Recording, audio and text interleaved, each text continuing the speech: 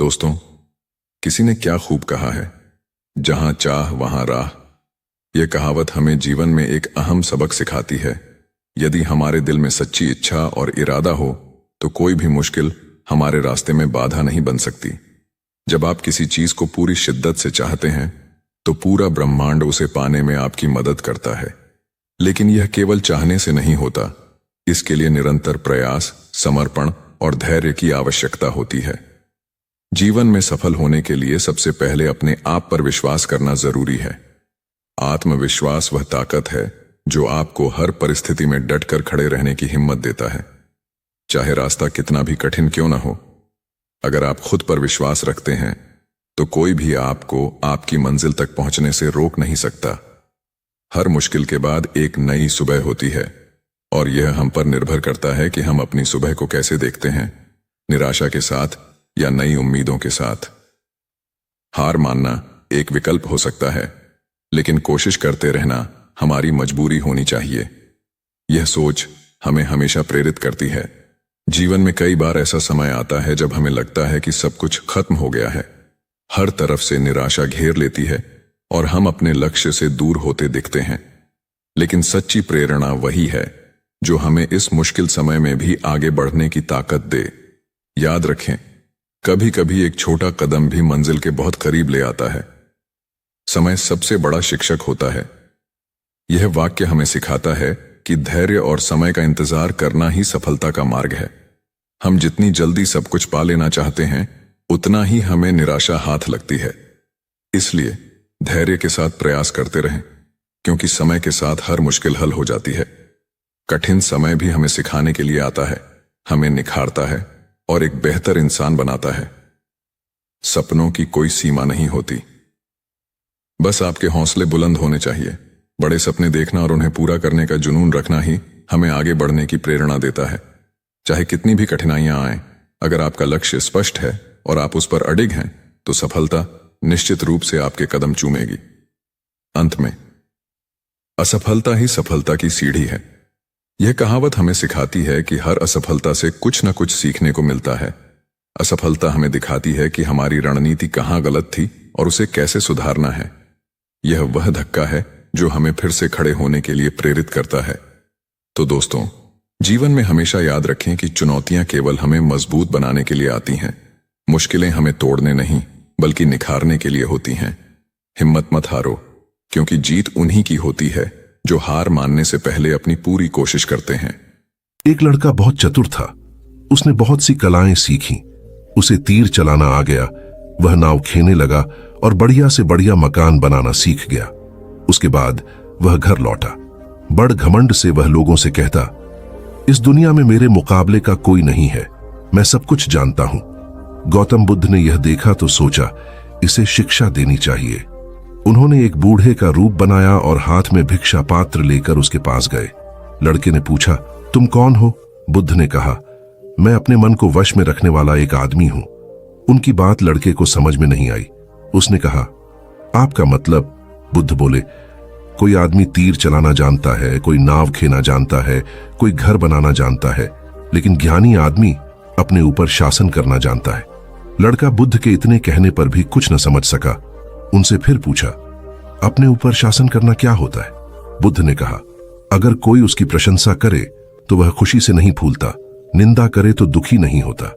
इस तरह उसका मन उसके वश में रहता है। ऐसा आदमी किसी चीज या हुनर का अभिमान नहीं करता। बुद्ध की बात का उस लड़के पर ऐसा असर हुआ कि उस दिन से उसने डींग हाँकना बंद कर दिया। गौतम बुद्ध को उनके अनुयायी यदि स्नेह से कहीं बुलाते तो वे अवश्य जाते। फिर जब बुद्ध पहुंचते तो श्रोताओं की भारी भीड़ उमड़ पड़ती। बुद्ध के वचनों में जो अमृतत्व होता था, उसका पान करना सभी को प्रीतिकर लगता था। उनके उपदेशों में ऐसा कुछ अवश्य होता था जिससे गंभीर समस्याएं सुलझ जाती और कुछ न कुछ सार्थक भी प्राप्त होता। एक गरीब किसान गौतम बुद्ध का बहुत बड़ा भक्त था। एक दिन वह बुद्ध के पास आया और अपने गांव आने का आग्रह किया। बुद्ध उसके गांव पहुंचे तो सारा गांव उन्हें देखने व सुनने के लिए उमड़ पड़ा, किंतु वह किसान नहीं आया। हुआ यह कि उसी दिन किसान के बैलों की जोड़ी कहीं खो गई। किसान इस दुविधा में रहा कि बुद्ध का प्रवचन सुने या अपने बैलों को खोजे। काफी सोचने के बाद उसने अपने बैलों को खोजने का निर्णय किया। घंटों भटकने के बाद बैल मिले। थका हारा किसान घर आया और भोजन कर सो गया। अगले दिन वह अति संकोच से क्षमा प्रार्थी बन बुद्ध के पास पहुंचा तो वे बड़े स्नेह से बोले, मेरी दृष्टि में यह किसान मेरा सच्चा अनुयायी है। इसने उपदेश से अधिक महत्व कर्म को दिया। यदि यह कल बैलों को न ढूंढते हुए उपदेश सुनता तो मेरी बातें इसकी समझ में नहीं आती, क्योंकि मन बैलों में अटका रहता। इसने कर्म को महत्व देकर प्रशंसनीय काम किया।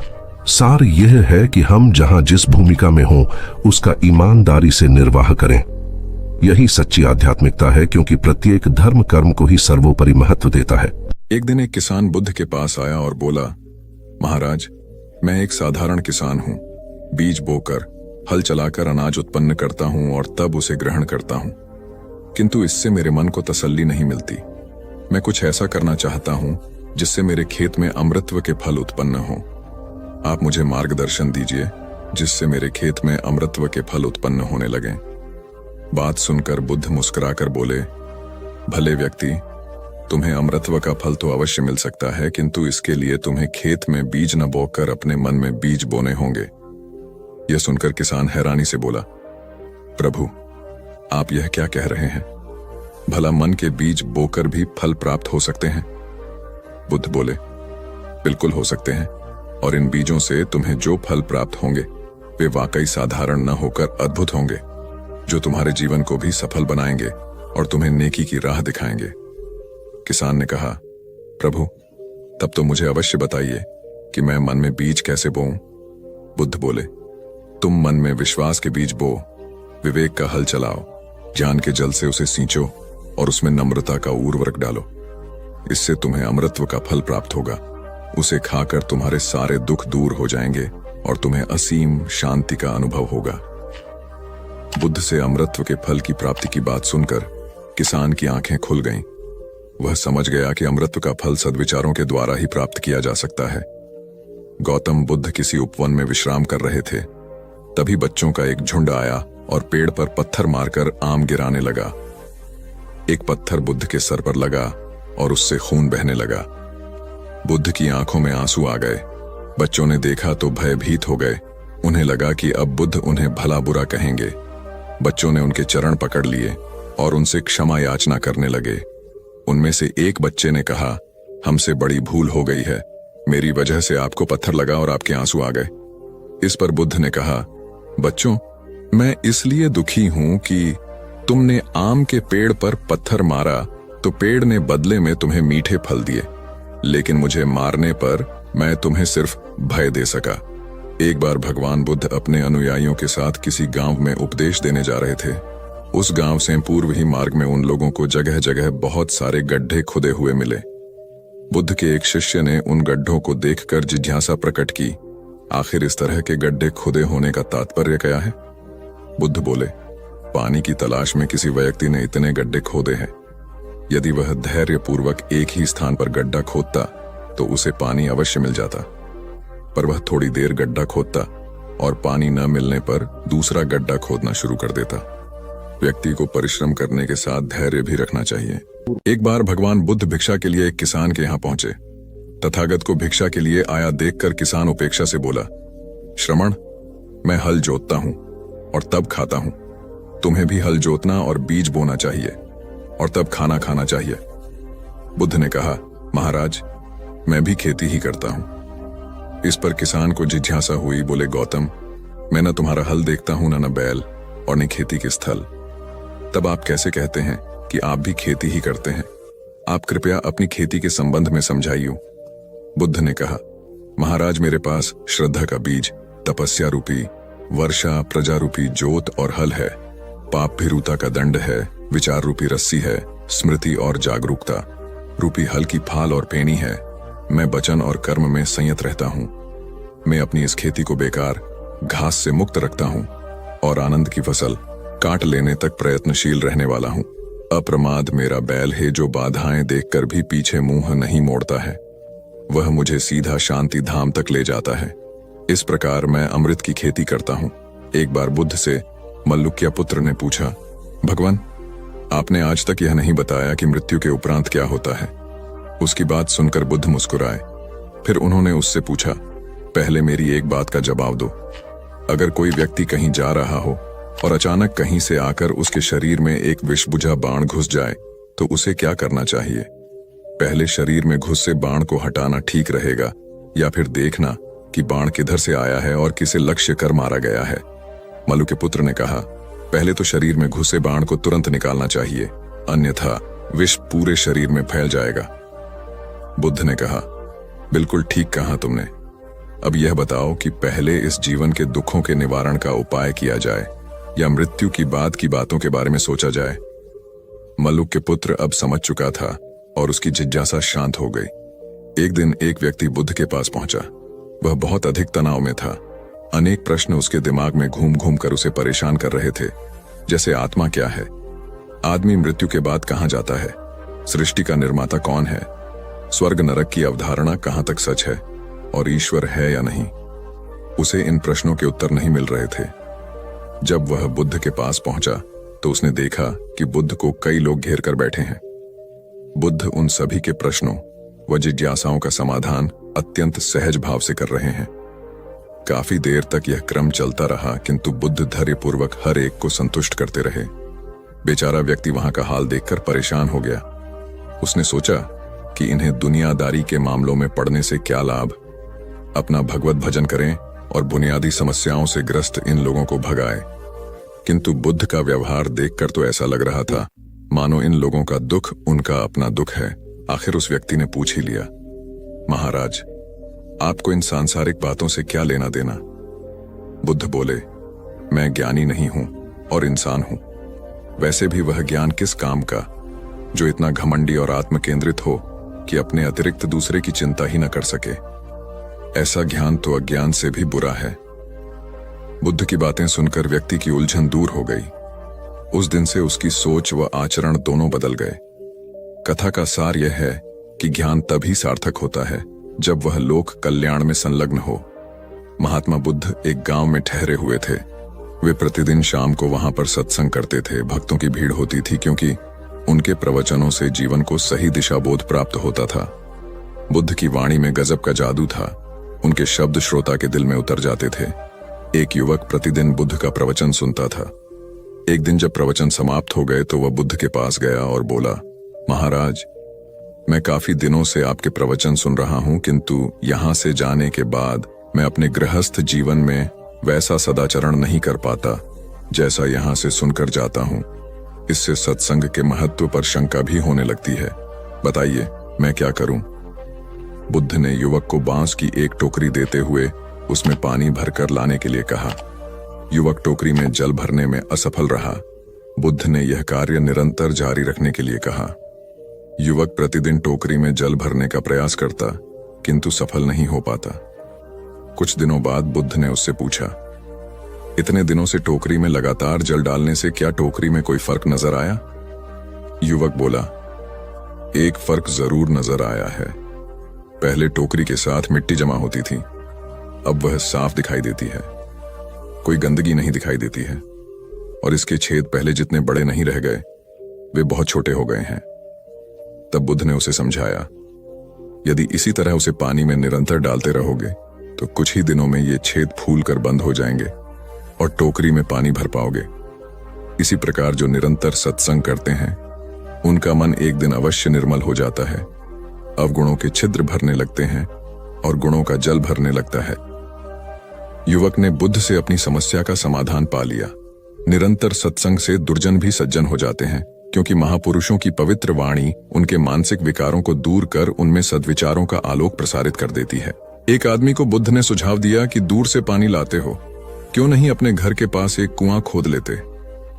हमेशा के लिए पानी की समस्या से छुटकारा मिल जाएगा। सलाह मानकर उस आदमी ने कुआं खोदना शुरू किया, लेकिन 7-8 फीट खोदने के बाद उसे पानी तो क्या, गीली मिट्टी का भी चिन्ह नहीं मिला।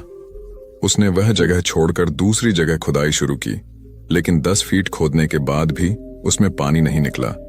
उसने फिर तीसरी जगह कुआं खोदना शुरू किया, लेकिन यहां भी उसे निराशा ही हाथ लगी।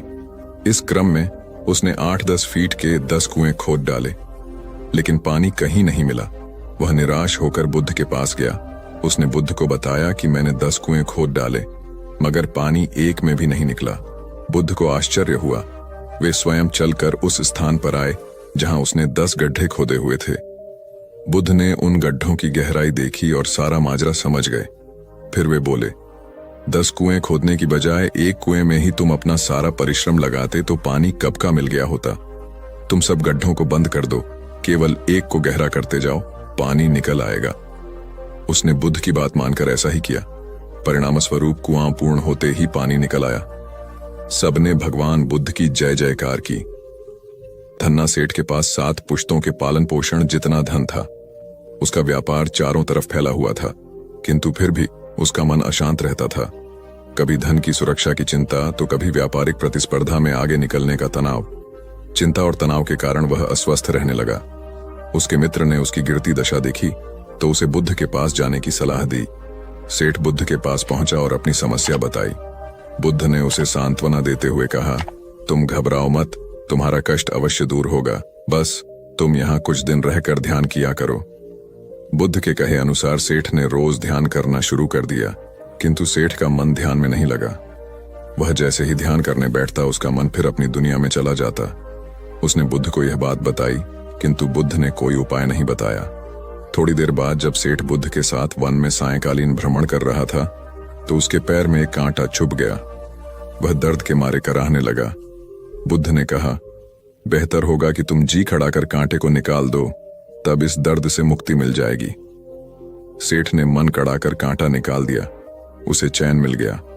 तब बुद्ध ने उसे समझाया, ऐसे ही लोभ, मोह, क्रोध, घमंड व द्वेष के कांटे तुम्हारे मन में गड़े हैं।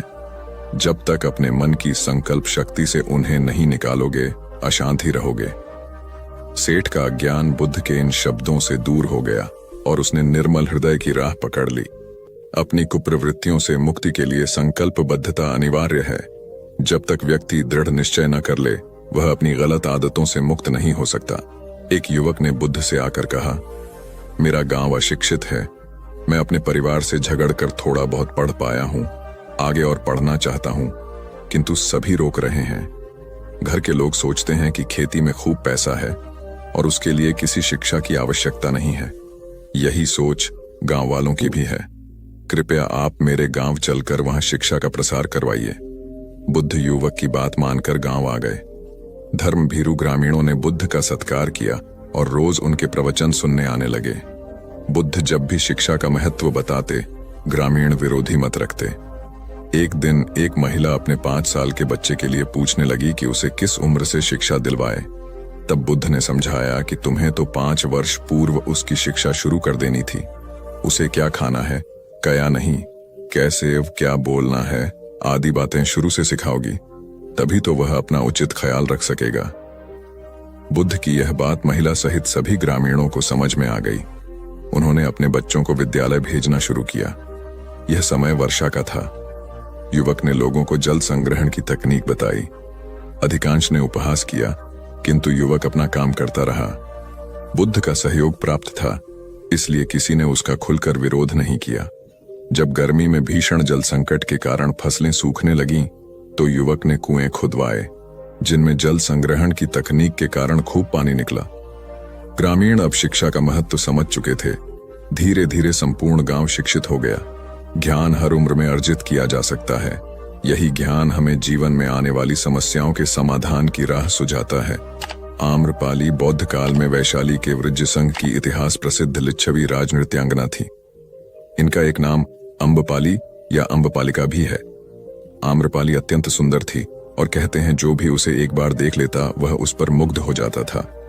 अजातशत्रु उसके प्रेमियों में था और उस समय के उपलब्ध साहित्य में अजातशत्रु के पिता बिंबसार को भी गुप्त रूप से उसका प्रणयार्थी बताया गया है। आम्रपाली को लेकर भारतीय भाषाओं में बहुत से काव्य, नाटक और उपन्यास लिखे गए हैं। एक बार की बात है, महात्मा बुद्ध अपने शिष्यों के साथ घूमते हुए वैशाली नगरी में पहुंचे। वैशाली को उस समय 16 महाजनपदों में एक महत्वपूर्ण जनपद माना जाता था, जिसकी ख्याति दूर दूर तक फैली हुई थी। यह नगरी परम वैभवशाली और हर तरफ से संपन्न थी। महात्मा बुद्ध के आने की बात पूरे नगर में फैलते देर न लगी। जिसे जब पता चलता वह तभी उनसे मिलने पहुंच जाता और उनके उपदेश सुनकर खुद को भाग्यशाली समझता। बुद्ध का चरित्र ही ऐसा प्रभावशाली था कि उनसे प्रभावित हुए बिना कोई नहीं रह सका। उस नगर की गणिका और राजनर्तकी आम्रपाली भी बुद्ध से मिलने की इच्छुक थी। वह खुद महात्मा बुद्ध के पास चलकर आई और उन्हें अपने घर भोजन के लिए आमंत्रित किया। उसने इतने सरल और प्रेम भाव से बुद्ध से विनती की कि बुद्ध मना नहीं कर सके।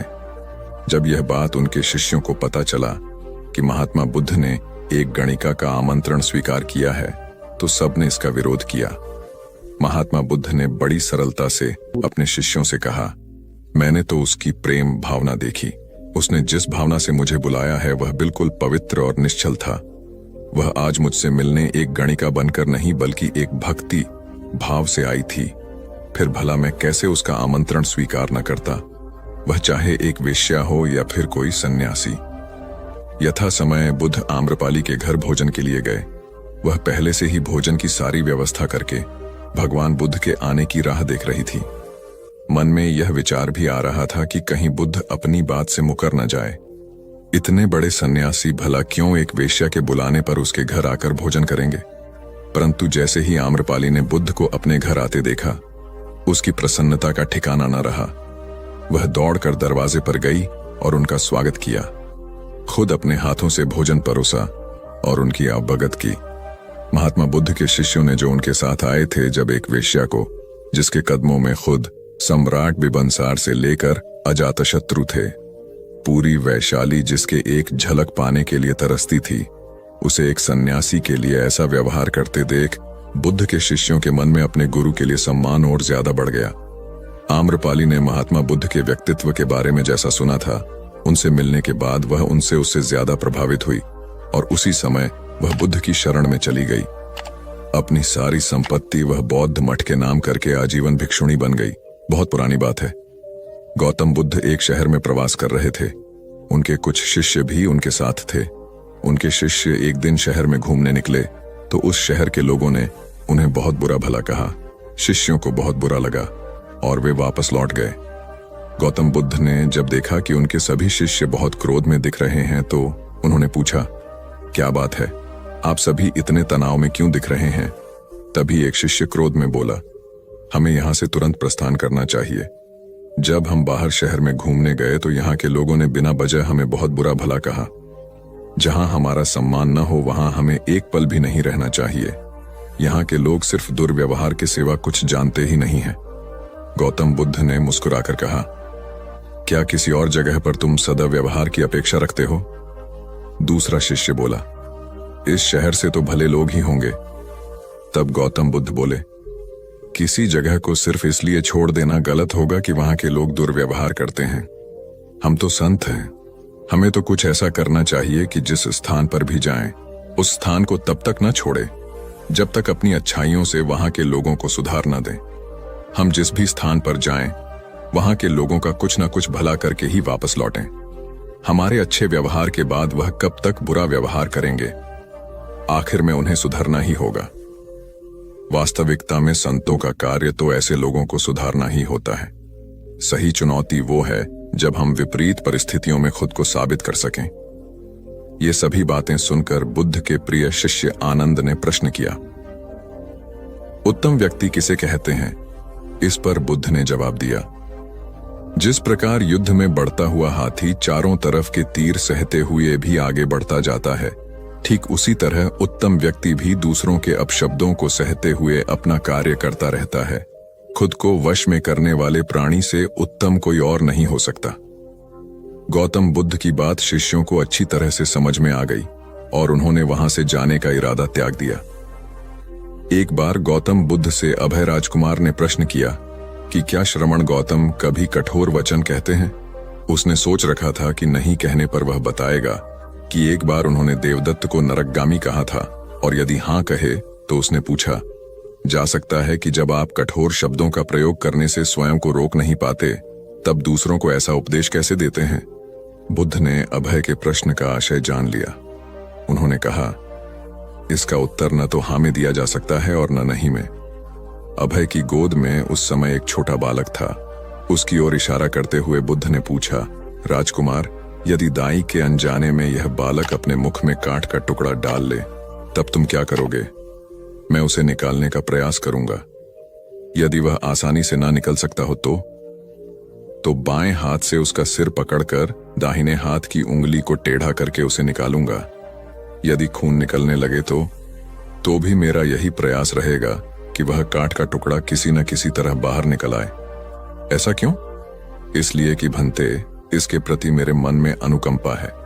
राजकुमार, ठीक इसी तरह तथागत जिस वचन के बारे में जानते हैं कि यह मिथ्या या अनर्थकारी है और उससे दूसरों के हृदय को ठेस पहुंचती है, तब उसका वे कभी उच्चारण नहीं करते, पर इसी तरह जो वचन उन्हें सत्य और हितकारी प्रतीत होते हैं तथा दूसरों को प्रिय लगते हैं, उनका वे सदैव उच्चारण करते हैं। इसका कारण यही है कि तथागत के मन में सभी प्राणियों के प्रति अनुकंपा है। एक बार वैशाली के बाहर जाते धम्म प्रचार के लिए जाते हुए गौतम बुद्ध ने देखा कि कुछ सैनिक तेजी से भागती हुई एक लड़की का पीछा कर रहे हैं। वह डरी हुई लड़की एक कुएं के पास जाकर खड़ी हो गई। वह हाँफ रही थी और प्यासी भी थी। बुद्ध ने उस बालिका को अपने पास बुलाया और कहा कि वह उनके लिए कुएं से पानी निकाले, स्वयं भी पिए और उन्हें भी पिलाए। इतनी देर में सैनिक भी वहां पहुंच गए। बुद्ध ने उन सैनिकों को हाथ के संकेत से रुकने को कहा। उनकी बात पर वह कन्या कुछ झेंपती हुई बोली, महाराज, मैं एक अछूत कन्या हूं। मेरे कुएं से पानी निकालने पर जल दूषित हो जाएगा। बुद्ध ने उससे फिर कहा, पुत्री, बहुत जोर की प्यास लगी है, पहले तुम पानी पिलाओ। इतने में वैशाली नरेश भी वहां आ पहुंचे। उन्हें बुद्ध को नमन किया और सोने के बर्तन में केवड़े और गुलाब का सुगंधित पानी पेश किया। बुद्ध ने उसे लेने से इनकार कर दिया। बुद्ध ने एक बार फिर बालिका से अपनी बात कही। इस बार बालिका ने साहस बटोरकर कुएं से पानी निकलकर स्वयं भी पिया और गौतम बुद्ध को भी पिलाया। पानी पीने के बाद बुद्ध ने बालिका से भय का कारण पूछा। कन्या ने बताया, मुझे संयोग से राजा के दरबार में गाने का अवसर मिला था। राजा ने मेरा गीत सुन मुझे अपने गले की माला पुरस्कार में दी, लेकिन उन्हें किसी ने बताया कि मैं अछूत कन्या हूं। यह जानते ही उन्होंने अपने सिपाहियों को मुझे कैद खाने में डाल देने का आदेश दिया। मैं किसी तरह उनसे बचकर यहां तक पहुंची थी।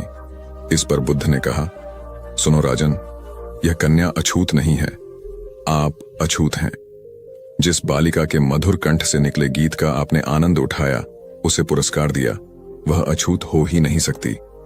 गौतम बुद्ध के सामने वह राजा लज्जित ही हो सकते थे। भगवान बुद्ध देव और मनुष्यों के शास्त्र थे, परंतु सबसे पहले वह मनुष्य थे। मनुष्य बढ़कर देवता बनता है, यह प्राचीन मान्यता थी। आज भी हम मनुष्यत्व के ऊपर देवत्व की बात करते हैं, परंतु बुद्ध ने इस क्रम को पलट दिया। उन्होंने कहा, यह जो मनुष्यता है वही देवताओं का सुगति प्राप्त करना कहलाती है। देवता जब सुगति प्राप्त करता है तब वह मनुष्य बनता है। देवताओं में विलास है, राग, द्वेष, ईर्ष्या और मोह भी वहां है। निर्वाण की साधना वहां नहीं हो सकती। इसके लिए देवताओं को मनुष्य बनना पड़ता है। मनुष्यों में ही देव पुरुष का आविर्भाव होता है, जिनको देवता नमस्कार करते हैं। मानवता धर्म का उपदेश देने वाले बुद्ध स्वयं मानवता के जीते जागते रूप थे।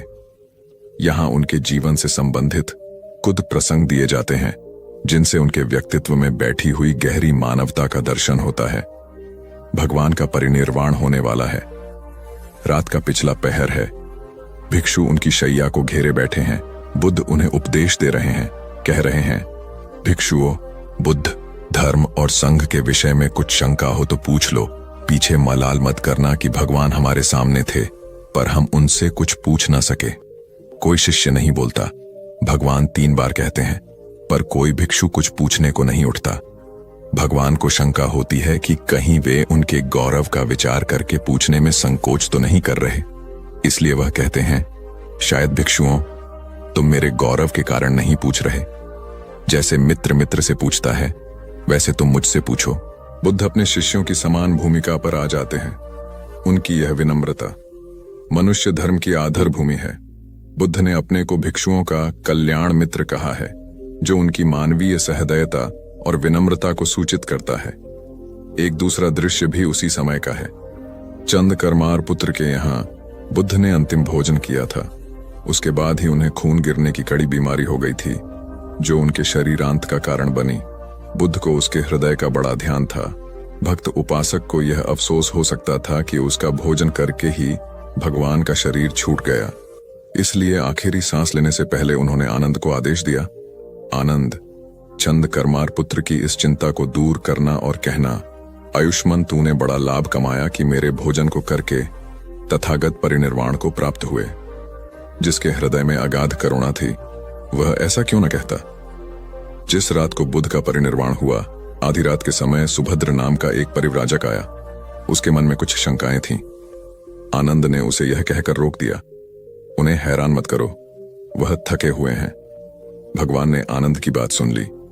उन्होंने आनंद से कहा, नहीं आनंद, सुभद्र को मना मत करो, मेरे पास आने दो। वह परम ज्ञान की इच्छा से पूछना चाहता है, हैरान करने की उसकी इच्छा नहीं है।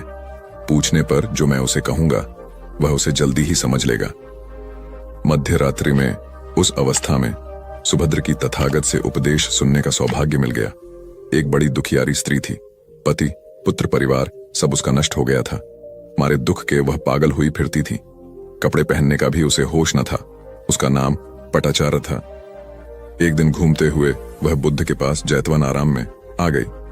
उस नंगी स्त्री को देखकर लोगों ने कहा, यह पागल है, इसे इधर मत आने दो।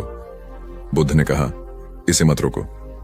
जैसे ही वह पास आई, बुद्ध ने कहा, भगिनी, स्मृति लाभ कर। स्त्री को कुछ होश आया। लोगों ने उस पर कपड़े डाल दिए जिन्हें उसने ओढ़ लिया। स्त्री फूट फूट कर रोने लगी। बुद्ध ने अपने उपदेशामृत से उसके शोक को दूर कर दिया। बुद्ध का एक भिक्षु शिष्य था, वक्कली। वह एक बार बीमार पड़ गया। उसने अपने एक साथी भिक्षु के द्वारा भगवान का दर्शन करने की अपनी इच्छा उन तक पहुंचवाई। भगवान उसकी इच्छा पूरी करने उसके पास गए। दूर से भगवान को आता देखकर वक्कली उनका सम्मान करने और उनको आसन देने के लिए चारपाई से उठने की चेष्टा करने लगा। भगवान ने उसे यह कहकर रोक दिया कि अलग आसन तैयार है, उसके हिलने डुलने की आवश्यकता नहीं है, और वह बिछे आसन पर बैठ गए। वक्कली ने उसकी वंदना करते हुए कहा, आपके दर्शन की मेरी बड़ी इच्छा थी, आपने कृपा करके उसे पूरा कर दिया। बुद्ध ने कोमल स्वर में कहा, वक्कली शांत हो जा, तेरी जैसी गंदी काया है वैसी ही मेरी है। वक्कली, इस गंदी काया को देखने से क्या लाभ? जो धर्म को देखता है वह मुझे देखता है, जो मुझे देखता है वह धर्म को देखता है। भगवान बुद्ध गृहस्थों के प्रति बड़ी सहानुभूति रखते थे। एक बार सुप्रवासा नामक स्त्री के बच्चा होने वाला था और वह असहा वेदना से पीड़ित थी। उसने अपने पति के द्वारा बुद्ध के चरणों में प्रणाम अर्पित करवाया। भगवान ने उसे आशीर्वाद देते हुए कहा, कोलिय पुत्री सुप्रवास, सुखी हो जाए, चंगी हो जाए। सुखी और चंगी होकर बिना किसी कष्ट के वह पुत्र प्रसव करे। ब्राह्मणों के साथ भी उनकी पूरी सहानुभूति थी, जैसे कि विश्व के सभी प्राणियों के साथ उनकी पूरी सहानुभूति थी। बावरी नामक ब्राह्मण के एक शिष्य ने जब अपने गुरु की ओर से भगवान के चरणों में प्रणाम निवेदन किया तो भगवान ने आशीर्वाद देते हुए कहा, शिष्यों सहित बावरी ब्राह्मण सुखी हो। माणवक, तुम भी सुखी हो, चिरजीवी हो। बुद्ध के पास छोटा बड़ा जो भी जाता था वह उससे कहते थे, आओ तुम्हारा स्वागत है। भगवान अपनी अंतिम यात्रा में पावा और कुसीनारा के बीच जा रहे थे। रास्ते में उन्हें पुक्कुस मल्लपुत्र नामक व्यापारी मिला। उसने उन्हें एक दुशाला भेंट किया, परंतु भगवान उसे अकेले कैसे आड़ते, वह अपने शिष्य आनंद को सम्मानित करना चाहते थे। उन्होंने कहा, पुक्कुस, दुशाले के एक भाग को मुझे ओढ़ा दे, दूसरे को आनंद को। पुक्कुस ने ऐसा ही किया। भूल करने वालों के प्रति भी बुद्ध की अनुकंपा का पार न था। एक बार एक ब्राह्मण ने भगवान को वेरंजा में वर्षावास करने का निमंत्रण दिया। भगवान वहां गए, लेकिन वह ब्राह्मण बहुधंधी था। उसने उनकी कुछ भी सुध बुध नहीं ली। बुद्ध को बड़ा कष्ट हुआ। उन्हें 3 महीने तक कुटा हुआ जौ रोज खाना पड़ा, क्योंकि उस समय वेरंजा में अकाल पड़ रहा था और वह भी उनको और उनके शिष्यों को घोड़ों के व्यापारियों से मिलता था। इतना होने पर भी वर्षावास की समाप्ति पर भगवान बुद्ध अन्यत्र जाने से पूर्व वेरंजा जाकर ब्राह्मण को आशीर्वाद देना नहीं भूले। भगवान बुद्ध के जीवन में ऐसी अनंत घटनाएं मिलती हैं। उनमें हमें उनकी मानवता के दर्शन होते हैं। उनके जीवन में कोमलता की पराकाष्ठा थी और उनकी वाणी में अपर्वु माधुर्य था जो सबको अपनी ओर खींचता था। उनके मुंह से क्रोध भरा शब्द कभी नहीं निकलता था। वह मनुष्य थे, परंतु मनुष्य की दुर्बलताओं से ऊपर उठ चुके थे। उनके व्यक्तित्व में मानवता की शुभ ज्योत्सना धर्म की स्थिति बनकर चमकी। महात्मा बुद्ध एक बार एक गांव से गुजरे। वहां के कुछ लोग उनसे शत्रुता रखते थे। उन्होंने उन्हें रास्ते में घेर लिया, बेतहाशा गालियां देकर अपमानित करने लगे। बुद्ध सुनते रहे। जब वे थक गए तो बोले, आपकी बात पूरी हो गई हो तो मैं जाऊं। वे लोग बड़े हैरान हुए। उन्होंने कहा, हमने तो तुम्हें गालियां दी, तुम क्रोध क्यों नहीं करते? बुद्ध बोले, तुमने देर कर दी। अगर 10 साल पहले आए होते तो मैं भी तुम्हें गालियां देता। तुम बेशक मुझे गालियां दो, लेकिन मैं अब गालियां लेने में असमर्थ हूं। सिर्फ देने से नहीं होता, लेने वाला भी तो चाहिए। जब मैं पहले गांव से निकला था तो वहां के लोग भेंट करने मिठाइयां लाए थे, लेकिन मैंने नहीं ली क्योंकि मेरा पेट भरा था। वे उन्हें वापस ले गए। बुद्ध ने थोड़ा रुककर कहा, जो लोग मिठाइयां ले गए उन्होंने मिठाइयों का क्या किया होगा? एक व्यक्ति बोला, अपने बच्चों, परिवार और चाहने वालों में बांटी होंगी। बुद्ध बोले, तुम जो गालियां लाए हो उन्हें मैंने नहीं लिया, क्या तुम इन्हें भी अपने परिवार और चाहने वालों में बांटोगे? बुद्ध के सारे विरोधी शर्मिंदा हुए और वे बुद्ध के शिष्य बन गए। एक बार महात्मा बुद्ध किसी गांव में गए। वहां एक स्त्री ने उनसे पूछा कि आप तो किसी राजकुमार की तरह दिखते हैं, आपने युवावस्था में गेरुआ वस्त्र क्यों धारण किया है? बुद्ध ने उत्तर दिया कि मैंने 3 प्रश्नों के हल ढूंढने के लिए संन्यास लिया है। बुद्ध ने कहा, हमारा शरीर युवा और आकर्षक है, लेकिन यह वृद्ध होगा, फिर बीमार होगा और अंत में यह मृत्यु को प्राप्त हो जाएगा। मुझे वृद्धावस्था, बीमारी और मृत्यु के कारण का ज्ञान प्राप्त करना है। बुद्ध की बात सुनकर स्त्री बहुत प्रभावित हो गई और उसने उन्हें भोजन के लिए आमंत्रित किया। जैसे ही ये बात गांव के लोगों को मालूम हुई तो सभी ने बुद्ध से कहा कि वे उस स्त्री के यहां न जाएं, क्योंकि वह स्त्री चरित्रहीन है। बुद्ध ने गांव के सरपंच से पूछा कि क्या यह बात सही है। सरपंच ने भी गांव के लोगों की बात में सहमति जताई। तब बुद्ध ने सरपंच का एक हाथ पकड़कर कहा कि अब ताली बजाकर दिखाओ। इस पर सरपंच ने कहा कि यह असंभव है, एक हाथ से ताली नहीं बज सकती। बुद्ध ने कहा कि ठीक इसी प्रकार कोई स्त्री अकेले ही चरित्रहीन नहीं हो सकती है। यदि इस गांव के पुरुष चरित्रहीन नहीं होते तो वह स्त्री भी चरित्रहीन नहीं होती। गांव के सभी पुरुष बुद्ध की ये बात सुनकर शर्मिंदा हो गए। भगवान गौतम बुद्ध अपने शिष्यों को किसी न किसी माध्यम से शिक्षा देते रहते थे। एक बार महात्मा बुद्ध जब अपने शिष्यों को शिक्षा दे रहे थे तो उन्होंने हाथ में एक रस्सी पकड़कर उसमें बहुत सी गांठें दी। उसके पश्चात महात्मा बुद्ध ने वहां पर उपस्थित शिष्यों से प्रसन्न पूछा, क्या यह रस्सी वैसी ही है जैसी गांठें लगाने से पहले थी? एक शिष्य ने महात्मा बुद्ध के प्रश्न का उत्तर दिया। वह कहने लगा कि गुरुजी, एक दृष्टिकोण से देखें तो यह रस्सी वैसी ही है जैसी पहले थी, लेकिन अगर दूसरे दृष्टिकोण से देखें तो रस्सी में 3 गांठें पड़ चुकी हैं। इसलिए देखने में इसका स्वरूप कुछ बदल चुका है, लेकिन एक सत्य यह भी है कि बाहर से देखने पर चाहे इसका स्वरूप बदल चुका है, लेकिन भीतर से इसके बुनियादी रूप से यह पहले के जैसी ही है। शिष्य का उत्तर सुनकर महात्मा बुद्ध संतुष्ट हो गए। उसके पश्चात महात्मा बुद्ध ने कहा, मैं रस्सी की इन गांठों को खोल देता हूं। महात्मा बुद्ध रस्सी के दोनों सिरों को पूरी ताकत से खींचने लगे। फिर उन्होंने शिष्यों से प्रश्न किया कि क्या इससे गांठें खुल जाएंगी? इस शिष्य ने तुरंत उत्तर दिया, नहीं नहीं, इससे तो गांठें और अधिक कस जाएंगी। यह सुनकर महात्मा बुद्ध ने पुनः एक प्रश्न किया, इन गांठों को खोलने का क्या समाधान होना चाहिए? शिष्य तुरंत बोला, गुरुजी, हमें इन गांठों को ध्यान से देखना चाहिए कि इसकी गांठें कैसे लगाई गई हैं। उसके पश्चात इनको खोलने का प्रयत्न करना चाहिए। शिष्य का उत्तर सुनकर महात्मा बुद्ध मुस्कुराते हुए बोले कि जीवन का यही सूत्र मैं आप लोगों को समझाना चाहता हूं। आप जीवन में जब कभी भी किसी समस्या में फंसे तो सबसे पहले उस समस्या का कारण ढूंढें और फिर उसका निवारण करें। व्यवहारिक जीवन में लोग समस्या का कारण जाने बिना ही उसका समाधान ढूंढने की कोशिश करते हैं, जिस कारण उनको उचित परिणाम नहीं मिल पाता। महात्मा बुद्ध शिष्य को कहने लगे कि बहुत से लोग मुझसे पूछते हैं कि आपने क्रोध को कैसे समाप्त करें, लेकिन कभी किसी ने यह नहीं पूछा कि मुझे क्रोध क्यों आता है। ऐसे ही लोग मुझसे पूछते हैं कि अहंकार को कैसे समाप्त करूं, लेकिन कोई यह जानने की कोशिश नहीं करता कि आखिर अहंकार का बीज उनके अंदर कैसे उत्पन्न हुआ। जैसे रस्सी में गांठें लगाने के बाद भी उसका वास्तविक स्वरूप नहीं बदलता, वैसे ही व्यक्ति में चाहे जैसे भी अवगुण पैदा हो जाए, उसके अंदर की अच्छाई कभी समाप्त नहीं होती।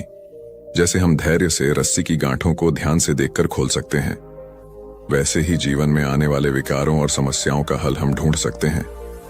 अगर जीवन में किसी भी तरह की कोई समस्या उत्पन्न हुए है तो उसके कारण को ध्यान से समझने पर उसका निवारण भी स्वतः मिलने लगते हैं।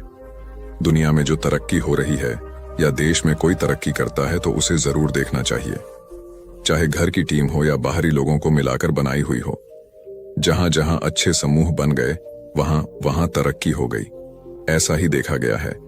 आपके आसपास जितने लोग तरक्की पसंद हैं वो मिलकर ही काम करते होंगे, उनका टीम वर्क अच्छा होगा। एक परिवार था, वो गरीब था, खाने को कुछ नहीं था। काफी सोचा कि काम मिले, मगर काम नहीं मिला। 2 बच्चे थे, बीबी थी।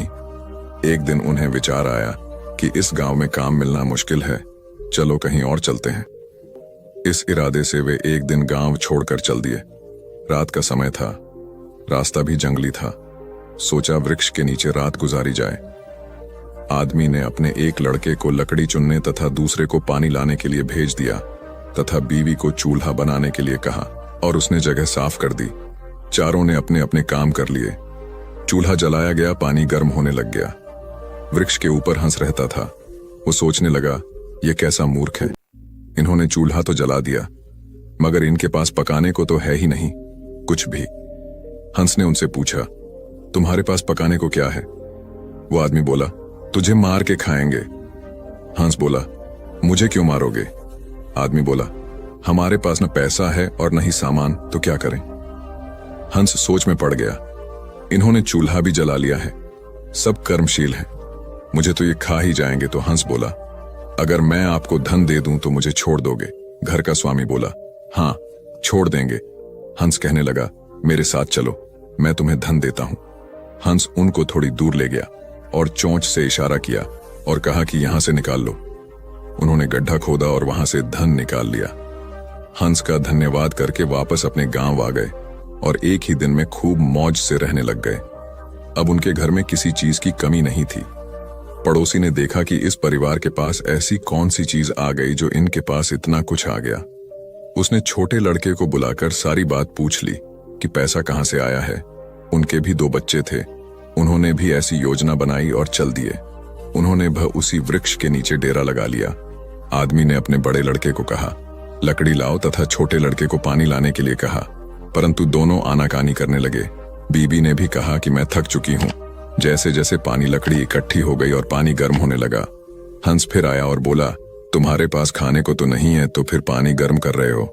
आदमी बोला, तुझे मारकर खाएंगे।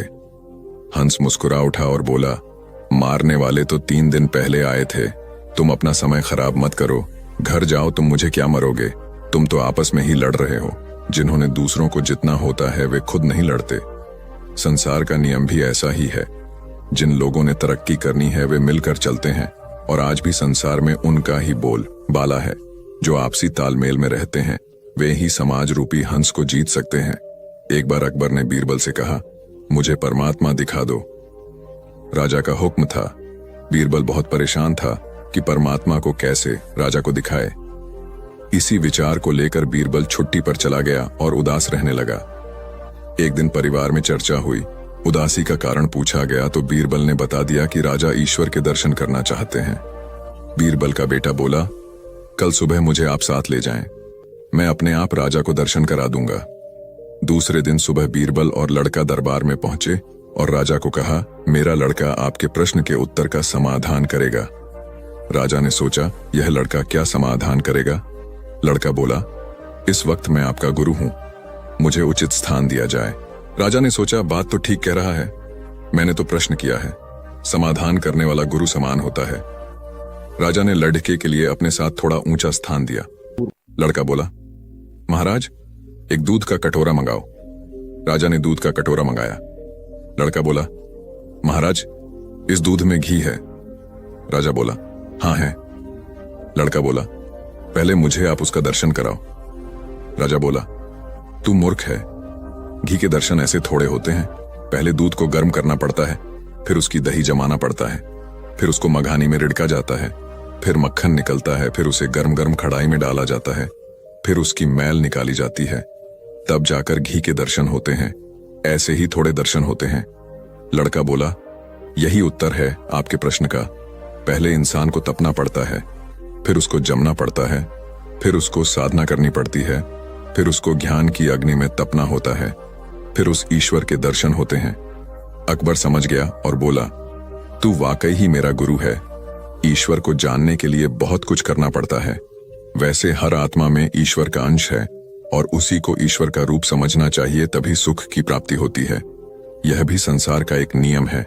एक बालक अभी पूरे 2 साल का भी नहीं हुआ था कि उसके पिता की मृत्यु हो गई। ऐसी कठिन परिस्थिति में उसकी मां उसे लेकर अपने मायके में रहने लगी।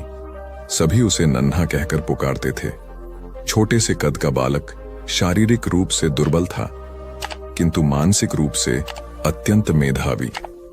उसे जो कुछ भी कहा या सिखाया जाता वह बड़े मनोयोग से उसे ग्रहण करता था।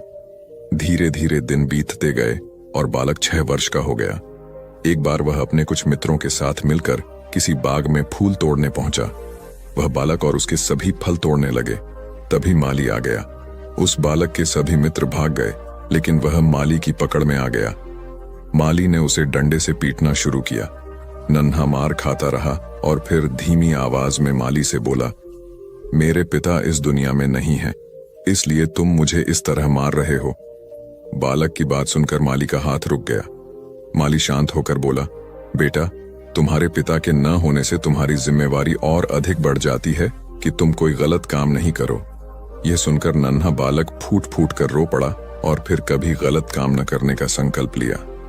यही नन्हा बालक बड़ा होकर लाल बहादुर शास्त्री के नाम से विख्यात हुआ और प्रधानमंत्री के रूप में अपने गुण व व्यवहार से सर्वत्र प्रशंसा पाई। कथा का सार यह है कि माँ बाप के अमूल्य मार्गदर्शन के अभाव की स्थिति में और अधिक जिम्मेदार बनकर आत्मविकास करना चाहिए। 19वीं शताब्दी का एक प्रसंग है। मेदिनीपुर जिले के वीर सिंह नामक गांव में एक माँ अपने पुत्र के साथ रहती थी। माँ का रहन सहन अत्यंत सादा था और विचार अति उच्च। अपने पुत्र को वह सदा सुसंस्कारों की शिक्षा देती थी। पुत्र भी माँ का आज्ञाकारी था। माँ बहुत संघर्ष कर पुत्र का पालन पोषण कर रही थी। पुत्र अपनी माँ के कष्टों को देखता समझता था और इसी वजह से उसके मन में यह भावना थी कि बड़ा होकर अपनी माँ को सभी प्रकार के सुख दूं। एक दिन पुत्र ने माँ से कहा, मेरी बहुत इच्छा है कि तुम्हारे लिए कुछ गहने बनवाऊं, तुम्हारे पास एक भी गहना नहीं है। ये सुनकर माँ बोली, बेटा, मुझे बहुत दिनों से 3 प्रकार के गहनों की इच्छा है। पुत्र ने पूछा, वे कौन से गहने हैं?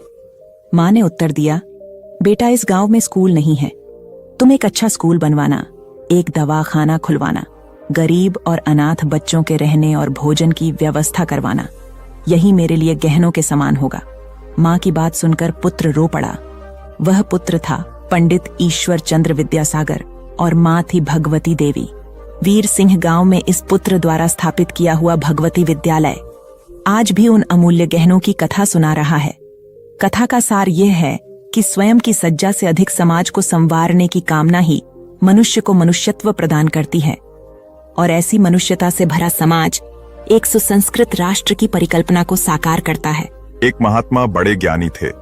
वे प्रायः अपने शिष्यों को रामायण, महाभारत और गीता ग्रंथों की अच्छी बातें बताकर उन्हें आचरण में उतारने का आग्रह करते थे।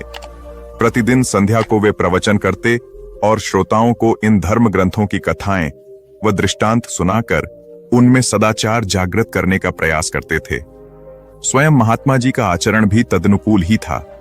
वे कंदमूल खाते, कभी किसी वस्तु की इच्छा न करते थे। धन संग्रह में उनकी कदापि रुचि नहीं थी। यदि कोई शिष्य अथवा श्रोता श्रद्धापूर्वक उन्हें कुछ भेंट करता तो वे तत्क्षण उसे किसी जरूरतमंद को दान कर देता। प्रवचन के पश्चात लोगों के प्रश्नों व जिज्ञासुओं का भी महात्मा जी समाधान करते। वे प्रायः रामायण आदि ग्रंथों से शिक्षा ग्रहण करने की बात कहते थे। एक दिन किसी व्यक्ति ने उनसे प्रश्न किया, महात्मा जी, रामायण को सही माना जाए या गलत? उन्होंने उत्तर दिया, वत्स, जब रामायण की रचना हुई थी तब मैं नहीं था। राम जी वन में विचरण कर रहे थे, तब भी मेरा अता पता नहीं था, इसलिए मैं नहीं बता सकता कि रामायण सही है या गलत। मैं तो सिर्फ इतना बता सकता हूं कि इसके अध्ययन एवं इससे मिलने वाली शिक्षा से सुधर कर मैं आज इस स्थिति में हूं। चाहो तो तुम भी इसका प्रयोग कर अपना जीवन बेहतर बना सकते हो। सार यह है कि धर्म ग्रंथ व नीति ग्रंथ तर्क का विषय नहीं होते। उनमें सतोमुखी जीवन के तत्व होते हैं। अतः उनसे अपने जीवन को सार्थकता देने की शिक्षा ग्रहण करनी चाहिए, न कि उन्हें तर्क की कसौटी पर कसना चाहिए। उपन्यासकार डा क्रोनिन अत्यंत निर्धन थे। पुस्तकों की रॉयल्टी या तो प्रकाशक हड़प जाते अथवा क्रोनिन को उनके हक से कम 2 क्रोनिन बहुत सीधे थे। प्रकाशकों से लड़ाई कर अपना हक लेना उन्हें नहीं आता था, अतः गरीबी में उनका जीवन बीत रहा था। इसी गरीबी में जैसे तैसे उन्होंने चिकित्सा की पढ़ाई पूर्ण की और डॉक्टर बन गया। जब वे चिकित्सा के क्षेत्र में आए तो कुछ लोगों ने उन्हें इसके जरिए पैसा कमाने का तरीका बताया। वे लोगों की बातों में आकर मरीज से मोटी फीस वसूलने लगे। वे किसी भी निधन पर दया नहीं करता और पूरा चिकित्सा खर्च लेते। यह देखकर क्रोनिन की पत्नी बहुत दुखी हुई। वे अत्यंत दयालु थीं।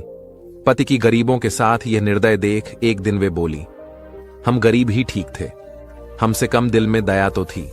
उस दया को खोकर तो हम कंगाल हो गए, अब मनुष्य ही नहीं रहे। पत्नी की मर्मस्पर्शी बात सुनकर डा क्रोनिन को आत्माबोध हुआ और उन्होंने अपनी पत्नी से कहा, तुम सच कह रही हो। व्यक्ति धन से नहीं मन से धनी होता है। तुमने सही समय पर सही राह दिखाई, अन्यथा हम अमानवीयता की गहरी खाई में गिर जाते तो कभी उठ ही नहीं पाते। कथा का निहितार्थ यह है कि जब मनुष्य अपनी मानवीयता की मूल पहचान से डिगने लगता है तो सामाजिक नैतिकता तो खंडित होती ही है, वह स्वयं भी भीतर खोखला हो जाता है, क्योंकि ऐसा उनकी पवित्र संस्कारशीलता बलि चढ़ चुकने के बाद ही होता है। बौद्ध धर्म का व्यापक प्रचार प्रसार हो चुका था। अनेक बौद्ध मठ स्थापित हो चुके थे। सभी मठों में योग्य आचार्य व कुलपित की नियुक्ति की जानी थी, ताकि वे बौद्ध धर्म के समुचित प्रसार में अपनी महती भूमिका निभा सकें। आचार्य व कुलपति की नियुक्ति में उनके ज्ञान और विवेक के अतिरिक्त उनकी परहित रुचि को भी विशेष रूप से परखा जाता था, क्योंकि मठ सामूहिक हितों को प्रमुखता देते थे। एक बड़े बौद्ध मठ के लिए योग्य कुलपति की नियुक्ति उन दिनों चर्चा का विषय थी। उस बौद्ध मठ के आचार्य ज्ञान और विवेक के धनी मोदगल्यायन थे। कुलपति पद के लिए 3 उम्मीदवार थे और तीनों ही योग्य थे, किंतु चुनाव तो एक का ही करना था। अतः तीनों की परीक्षा लेने के लिए तीनों को जंगल में भेजा गया। आचार्य मोदगल्यायन उनकी परीक्षा लेने के लिए पहले ही जंगल में पहुंच गए। उन्होंने मार्ग में कांटे बिछा दिए। संध्या होने तक तीनों उम्मीदवार भी वहां आ पहुंचे। मार्ग में कांटे देखकर तीनों रुके। एक ने कुछ सोचकर अपना रास्ता बदल लिया, दूसरे ने कांटों पर से कूदकर रास्ता पार किया, तीसरा मार्ग से कांटे हटाने लगा ताकि मार्ग दूसरों के लिए निष्कंटक बन जाए। आचार्य मोदगल्यायन ने छुपकर यह देखा। यह सब देखकर आचार्य मोदगल्यायन ने इस तीसरे उम्मीदवार को यह कहते हुए कुलपित घोषित किया कि मठ में सत्प्रवृत्तियों को परंपरा वही डाल सकेगा जो सभी का ध्यान रख सके और अपने आचरण से प्रेरणा देने की क्षमता रखता हो। कथा का सार यह है कि निजी हितों पर सामूहिक हितों को वरीयता देने वाला ही सच्चा नेतृत्व करता होता है। एक गुरु और शिष्य तीर्थाटन हेतु जा रहे थे। चलते चलते शाम घिर आई तो दोनों एक पेड़ के नीचे रात्रि विश्राम के लिए रुक गए। गुरुजी रात्रि में मात्र 3-4 घंटे ही सोते थे, इसलिए उनकी नींद जल्दी पूर्ण हो गई। वे शिष्य को जगाए बिना दैनिक कार्यों से निवृत्त हो पूजा पाठ में लग गए। इसी बीच उन्होंने एक विषधर सर्प को अपने शिष्य की ओर जाते देखा। चूंकि गुरुजी पशु पक्षियों की भाषा समझते थे, इसलिए उन्होंने सर्प से प्रश्न किया, सोए हुए मेरे शिष्य को डसने का प्रयोजन है? सर्प ने उत्तर दिया, महात्मन, आपके शिष्य ने पूर्व जन्म में मेरी हत्या की थी। मुझे उससे बदला लेना है। अकाल मृत्यु होने पर मुझे सर्प योनि मिली है। मैं आपके शिष्य को डसकर उसे भी अकाल मृत्यु दूंगा। क्षण भर विचार के उपरांत गुरुजी बोले, मेरा शिष्य अत्यंत सदाचारी व होनहार होने के साथ ही अच्छा साधक भी है। फिर तुम उसे मरकर विश्व को उसके ज्ञान और प्रतिभा से क्यों वंचित कर रहे हो? स्वयं भी इस कार्य से मुक्ति नहीं मिलेगी। किंतु सर्प का निश्चय नहीं बदला। तब गुरुजी ने एक प्रस्ताव को रखते हुए कहा, मेरे शिष्य की साधना अभी अधूरी है। उसे अभी इस क्षेत्र में बहुत कुछ करना है, जबकि मेरे लक्ष्य पूर्ण हो चुके हैं। मेरे नाश में किसी की हानि नहीं है, अतः उसके स्थान पर मुझे 10 लो। गुरु का यह स्नेह देखकर सर्प का हृदय परिवर्तन हो गया और वह उन्हें प्रणाम कर वहां से चला गया। वस्तुतः गुरु की गुरुता न केवल शिष्य को ज्ञान देने में, बल्कि उसे पूर्ण परिपक्व होने तक उसकी रक्षा करने में निहित है। स्वामी विवेकानंद के प्रवचन ज्ञान युक्त और तर्क आधारित होते थे। ज्ञान, भक्ति और कर्म विषयक जटिल से जटिल प्रश्नों का समाधान स्वामी जी अपनी सहज मेघा से कर देते थे। जिज्ञासुओं का जमावड़ा उनके आसपास हमेशा लगा रहता था। प्रवचन के दौरान या प्रवचन समाप्ति के उपरांत भी कई बार ऐसा होता था कि जिज्ञासुओं की ओर से प्रश्न आते रहते और स्वामी जी उन प्रश्नों का संतुष्टिजनक उत्तर देते। एक बार स्वामी जी अपने प्रवचन में भगवान के नाम की महत्ता बता रहे थे। यह सुनकर एक व्यक्ति ने तर्क दिया, शब्दों में क्या रखा है स्वामी जी, उन्हें रटने से क्या लाभ होगा? तब स्वामी जी उसे प्रमाण सहित समझाने के उद्देश्य से नीच, जाहिल, मूर्ख आदि अपशब्दों से संबोधित किया। यह सुनकर वह अत्यंत क्रोधित हो गया और कहने लगा, आप जैसे सन्यासी के मुंह से ऐसे शब्द शोभा नहीं देते। आपके इन कुवचनों से मुंह बहुत आघात पहुंचा है। तब स्वामी जी बोले, भाई वे तो शब्द मात्र थे, आपने ही कहा कि शब्दों में क्या रखा है। मैंने भी तो आपको मात्र शब्द ही कहे, कोई पत्थर तो नहीं मारे। स्वामी जी की बात सुनकर उस व्यक्ति को अपने प्रश्न का जवाब मिल गया कि अब शब्द क्रोध का सकते हैं तो प्रिय वचन भी आशीर्वाद और कृपा दिला सकते हैं। वस्तुतः शब्द की महिमा अपरंपार है। अप्रिय वाणी मर्म भेदी होती है और मधुर वाणी मरहम का काम करती है। इसलिए प्रथम स्थिति में अपयश और दूसरी स्थिति में सम्मान व शुभाशीष मिलती है। एक जंगल में 3 दोस्त बड़े आनंद से रहते थे, कछुआ, हिरण और कौआ। जंगल में सभी प्रकार के प्राणी और पक्षी भी रहते थे, लेकिन उनके जैसा कोई न था। एक दिन हिरणी बोली, अरे वही बैठे बैठे मैं बोर हो गई हूं, चलिए कोई ऐसा खेल खेलते हैं जिसमें सभी को मजा आ जाए। कछुआ और कौआ बोला, हाँ दोस्तों, वही बैठे बैठे का खेल खेलकर बोर हो चुके हैं, अब कुछ नया खेल खेलेंगे। कौवे को हिरण बोली, ठीक है, तो तुम एक बड़े से पेड़ पर बैठकर आंखें बंद करके 10 तक गिनती करो और हम दोनों छुपेंगे। उसके बाद तुम हमें ढूंढना। ढूंढने पर जो भी पहला मित्र दिखेगा वो तुम्हारी जगह पर 10 तक गिनती करेगा और तुम छुप जाना। कौआ गिनती करने लगा, हिरण और कछुआ छुपने लगे। इसी तरह खेल चलता रहा। जब खेल खेलकर तीनों मित्र थक गए तब एक जगह बैठकर बातें करने लगे। उतने में एक शिकारी वहां से गुजर रहा था। तभी उसकी नजर हिरण, कौआ और कछुए पर पड़ी। शिकारी ने जैसे ही तीनों मित्रों को देखा उन्हें पकड़ने के लिए दौड़ा। खतरे का आभास होते ही हिरण और कौआ रफू चक्कर हो गए, यानी कि वहां से भाग गए। कछुए को आभास हुआ, परंतु कछुए की चाल धीरे होने के कारण शिकारी के हाथ लग गया और शिकारी उसे अपने कपड़े में बांधकर ले जाने लगा। शिकारी मन ही मन खुश हो गया। हिरण नहीं तो कछुआ ही सही, रात का तो प्रबंध हो गया, यह कहकर वहां से जाने लगा। उधर हिरण और कौआ अपने मित्र को ऐसे शिकारी के कैद में देखकर दुखी होने लगे। तभी शिकारी भोजन में कछुए को खाने वाला है। यह सुनकर हिरण और कौवे ने एक योजना बनाई। कौवे ने हिरण को कहा कि जैसे ही शिकारी यहां से जब जाने लगेगा तब तुम उसके सामने जाना। जब शिकारी तुम्हें देखेगा तो अपनी पोटली जमीन पर रखकर तुम्हें पकड़ने के लिए जैसे ही दौड़ेगा, मैं जमीन पर रखी हुई पोटली पकड़कर उड़ जाऊंगा और तुम वहां से भाग जाना। जैसे ही शिकारी वहां से जाने लगा, हिरनी उसके सामने आ गई। शिकारी ने हिरनी को पकड़ने के लिए पोटली जैसे ही जमीन पर रखी, कौआ अपनी चोंच में पोटली पकड़कर उड़ गया। शिकारी हिरण को पकड़ने के लिए दौड़ा और पीछे मुड़कर देखा, कौआ पोटली चोंच में पकड़कर उड़ रहा था और इधर हिरण पलक झपटे ही भाग गई। शिकारी निराश होकर घर लौट गया। कौवे ने पोटली को महफूज जगह पर रखा और कछुए को शिकारी के चंगुल से आजाद कराया और तीनों मित्र आनंद से रहने लगे। इससे हमें यह सीख मिलती है कि असली दोस्ताना वही जो समय पर काम आए। एक किसान था जिसके 2 बेटे थे। वह बहुत ही आलसी और निकम्मे थे। वह अपने पिता को कामकाज में हाथ बटाने के बजाय आलस किया करते थे, इधर उधर घूमते फिरते थे। किसान को अपने बेटों की बहुत फिक्र थी। वह सोचते थे कि मेरे मरने के बाद इनका क्या होगा, ये अपना पेट कैसे भरेंगे, अपने परिवार को कैसे संभाल पाएंगे। एक दिन किसान की हालत बहुत ही गंभीर थी, कहने का मतलब किसान मरने की हालत में था।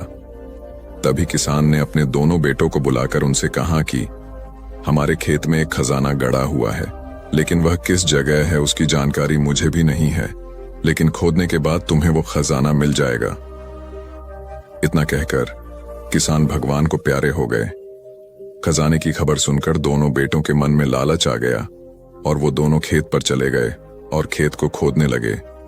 खजाने के लालच में कुछ ही दिनों में पूरे खेत को खोदने के बाद वह घर जाकर बैठ गए और वह अपने पिता को कोसने लगे। इसी तरह कुछ महीने बीत गए और वर्षा ऋतु का आगमन हुआ। किसान के बेटों के पास पेट भरने के लिए सिर्फ एक ही जरिया था, वो थी खेती।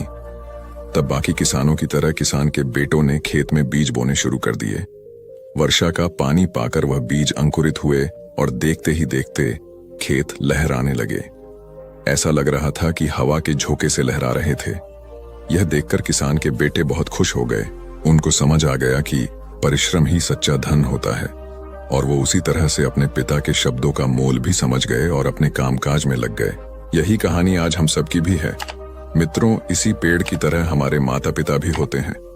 जब हम छोटे होते हैं तो उनके साथ खेलकर बड़े होते हैं, और बड़े होकर उन्हें छोड़कर चले जाते हैं, और तभी वापस आते हैं जब हमें कोई जरूरत होती है।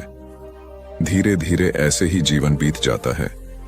हमें पेड़ रूपी माता पिता की सेवा करनी चाहिए, ना कि सिर्फ उनसे फायदा लेना चाहिए।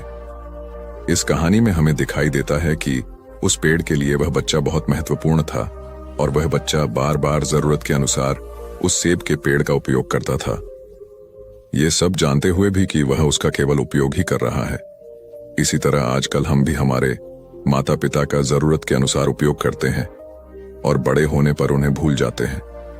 हमें हमेशा हमारे माता पिता की सेवा करनी चाहिए, उनका सम्मान करना चाहिए, और हमेशा भले ही हम कितने भी व्यस्त क्यों ना हो, उनके लिए थोड़ा समय तो भी निकलते रहना चाहिए। एक समय की बात है, एक बार गौतम बुद्ध अपने शिष्यों के साथ बैठे हुए थे। तभी वहां एक व्यक्ति आया जो बहुत क्रोध में था, और गौतम बुद्ध के पास आकर बहुत भला बुरा कहने लगा। गौतम बुद्ध के शिष्यों को बहुत गुस्सा आया, पर गौतम बुद्ध एकदम शांत थे। वह व्यक्ति वहां से चला गया। फिर अगले दिन वह दोबारा आ गया, और आज तो वह और भी ज्यादा गुस्से में था और गौतम बुद्ध को और भी बुरा कहने लगा। परंतु आज भी गौतम बुद्ध एकदम शांत थे और मुस्कुरा रहे थे, पर गौतम बुद्ध के शिष्यों को बहुत गुस्सा आया। वह व्यक्ति कुछ देर चिल्लाता रहा, फिर चला गया। अगले दिन वह व्यक्ति फिर आया, और आज तो हद ही कर दी उसने। आकर गौतम बुद्ध को गाली देने लगा। गौतम बुद्ध के शिष्यों को बहुत गुस्सा आया, परंतु आज भी गौतम बुद्ध एकदम शांत थे। इतना कुछ चलता रहा और बुद्ध मुस्कुरा रहे थे। यह क्रम कुछ दिन चलता रहा। फिर उस व्यक्ति ने आना छोड़ दिया। तब उनके एक शिष्य ने पूछा, गुरुजी, आप चाहते तो पहले दिन ही उस व्यक्ति को भगा सकते थे, पर आपने ऐसा क्यों नहीं किया?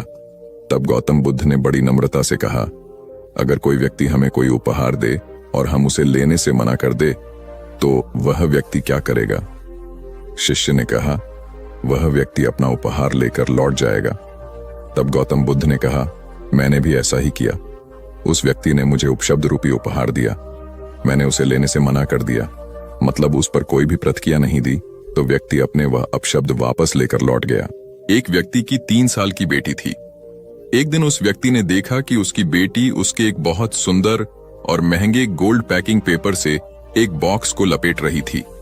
ये देखकर उस व्यक्ति को बहुत गुस्सा आया है। उसने अपनी बेटी को बहुत डांटा, तुमने मेरे इतनी कीमती पेपर को बेकार कर दिया, वो भी बिना किसी मतलब के। तुम इसे अच्छे काम के लिए उपयोग करती तो अच्छा लगता, पर तुमने एक बेकार से डिब्बे को उसमें लपेट दिया। कुछ दिन बीते, दिवाली का दिन आया। उस व्यक्ति ने अपनी बेटी को गिफ्ट दिया। बेटी ने भी वही सुंदर सा गोल्डन बॉक्स पापा को दिया। उसके पापा पहले तो उसे देखकर बहुत खुश हुए, पर जैसे ही उन्होंने उस डिब्बे को खोला, वह खाली था। यह देखकर उस व्यक्ति ने अपनी बेटी को घूरा और कहा, क्या तुम्हें इतना भी नहीं पता कि किसी को खाली डिब्बा नहीं देते? लड़की कुछ देर शांत रही, फिर बोली, पापा, यह डिब्बा खाली नहीं है। मैंने इसमें बहुत सारे किस आपके लिए रखे हैं। कभी कभी आप जल्दी ऑफिस चले जाते हैं और मैं सोती रह जाती हूं, तो आप इसमें से एक किस ले जा सकते हैं। बेटी की बात सुनकर उस व्यक्ति की आंख भर आई। एक गांव में एक लड़का रहता था। उसके घर की आर्थिक स्थिति ठीक नहीं थी। उसके मन में विचार आया, किसी बड़े शहर में जाकर वह नौकरी करे। वह कलकत्ता गया और नौकरी ढूंढने लगा। बहुत खोज के बाद उसे एक सेठ के घर में नौकरी मिल गई। नौकरी 6 आने रोज की थी। काम था, सेठ को रोज 6 घंटे अखबार और किताब पढ़कर सुनाना। लड़के को नौकरी की जरूरत थी, तो उसने वह नौकरी स्वीकार कर ली। एक दिन की बात है, लड़के को दुकान के कोने में 100 के 8 नोट पड़े मिले। उसने चुपचाप उन्हें अखबार और किताबों से ढक दिया। दूसरे दिन रुपयों की खोजबीन हुई। लड़का सुबह जब दुकान पर आया तो उससे पूछा गया, लड़के ने तुरंत ही प्रसन्नता से रुपये निकालकर ग्राहक को दे दिए। वह बहुत ही खुश हुआ। लड़के के ईमानदारी से सबको बहुत प्रसन्नता हुई। सेठ भी लड़के से बहुत खुश हुआ। सेठ ने लड़के को पुरस्कार देना चाहा तो लड़के ने लेने से मना कर दिया। लड़के ने कहा, सेठ जी मैं आगे पढ़ना चाहता हूं, पर पैसों के अभाव में पढ़ नहीं पा रहा, आप कुछ सहायता कर दें। सेठ ने लड़के की पढ़ाई का प्रबंध कर दिया। लड़का बहुत मेहनत से पढ़ता गया। यही लड़का आगे चलकर बहुत बड़ा साहित्यकार बना। इसका नाम था राम नरेश त्रिपाठी। हिंदी साहित्य में इनका बहुत बड़ा योगदान है। एक रोटी की कीमत। रोटी की कीमत क्यों बढ़ेगी? एक बनिया था, 5 रुपए की एक रोटी बेचता था। उसे रोटी की कीमत बढ़ानी थी, लेकिन बिना राजा की अनुमति कोई भी अपने दाम नहीं बढ़ा सकता था। लिहाजा राजा के पास बनिया पहुंचा। बोला, राजा जी मुझे रोटी का दाम 10 करना है। राजा बोला, तुम 10 नहीं 30 रुपए करो। बनिया बोला, महाराज इससे तो हाहाकार मच जाएगा।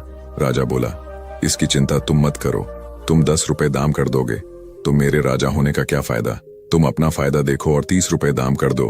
अगले दिन बनिए ने रोटी का दाम बढ़ाकर 30 रुपए कर दिया। शहर में हाहाकार मच गया। तभी सभी जनता राजा के पास पहुंचे। बोले, महाराज ये बनिया अत्याचार कर रहा है, 5 की रोटी 30 में बेच रहा है। राजा ने अपने सिपाहियों को बोला, उस गुस्ताख बनिए को मेरे दरबार में पेश करो। बनिया जैसे ही दरबार में पहुंचा, राजा ने गुस्से में कहा, गुस्ताख तेरी ये मजाल, तूने बिना मुझसे पूछे कैसे दाम बढ़ा दिया? ये जनता मेरी है, तू इन्हें भूखा मारना चाहता है। राजा ने बनिए को आदेश दिया, तुम रोटी कल से आधे दाम में बेचोगे, नहीं तो तुम्हारा सर कलम कर दिया जाएगा। राजा का आदेश सुनते ही पूरी जनता ने जोर से बोला, महाराज की जय हो, महाराज की जय हो, महाराज की जय हो। नतीजा सुनिए, अगले दिन से 5 की रोटी 15 में बिकने लगी। अब जनता भी खुश, बनिया भी खुश और राजा भी खुश। एक बार की बात है, यूनानी राजा मिडास था। वह बहुत अमीर था और उसके पास बहुत सारा सोना था। उसकी एक बेटी थी जिसे वह बहुत प्यार करता था। एक दिन मिडास को एक फरिश्ता मिला जिसे मदद की जरूरत थी। उसने उसकी मदद की और बदले में वह एक इच्छा देने को तैयार हो गई। मिडास की इच्छा थी कि वह जिस चीज को छुए वह सोना बन जाए। उनकी इच्छा दी गई थी। अपने घर के रास्ते में उसने चट्टानों और पौधों को छुआ और वे सोने में बदल गए। जैसे ही वह घर पहुंचा, उत्साह में उसने अपनी बेटी को गले से लगा लिया जो सोने में बदल गई थी। मिडास तबाह हो गया था और उसने अपना